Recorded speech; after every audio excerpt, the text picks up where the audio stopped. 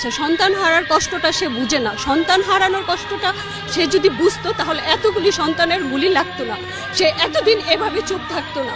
কারণ সন্তান যেভাবে আমরা লালন পালন করি, এত বছর পর্যন্ত তৈরি করি, এই সন্তানদেরকে এত অবজ্ঞা, এত অবহেলা, এটা আমাদের খুবই কষ্ট দেয়।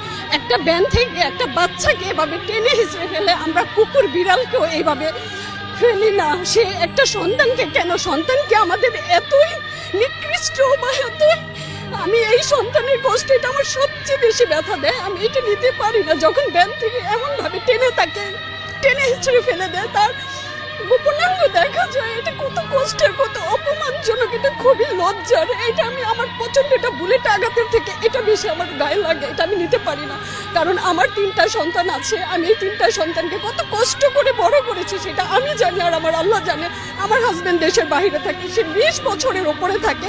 আমি এই সন্তানগুলোকে স্কুল, ইউনিভার্সিটি এই পর্যন্ত আমার নিয়ে আসতে আমি জানি আমার কি ত্যাগ, আমার কি কষ্ট।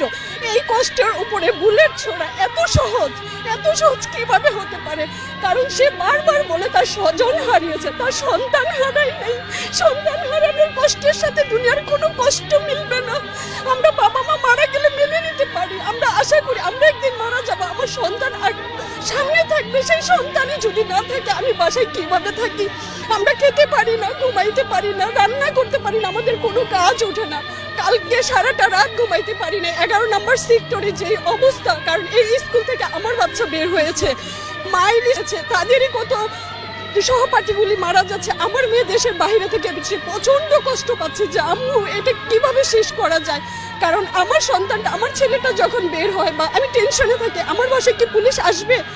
আমার মেয়েটা যখন মা বাসায় আর কিভাবে থাকবো, তখন পারি না, তখন ছেলে মেয়ে সাথে নিয়ে চলে আসছি। আর পারতেছি না, আর সহ্য হয় না। এই সহ্যের কতদিন অবসান হবে আমি জানি না, কিন্তু আমরা এভাবে শেষ হয়ে যাচ্ছি। এভাবে সন্তানের বুকে গুলি করার আগে আমাদেরকে করুক, সন্তানকে শেষ করার আগে তাদের গার্জিয়ানের বুকে গুলি চালানো হোক, তাহলে দেখবেন আর কেউ দাঁড়াবে না, কেউ বলবে না। আগে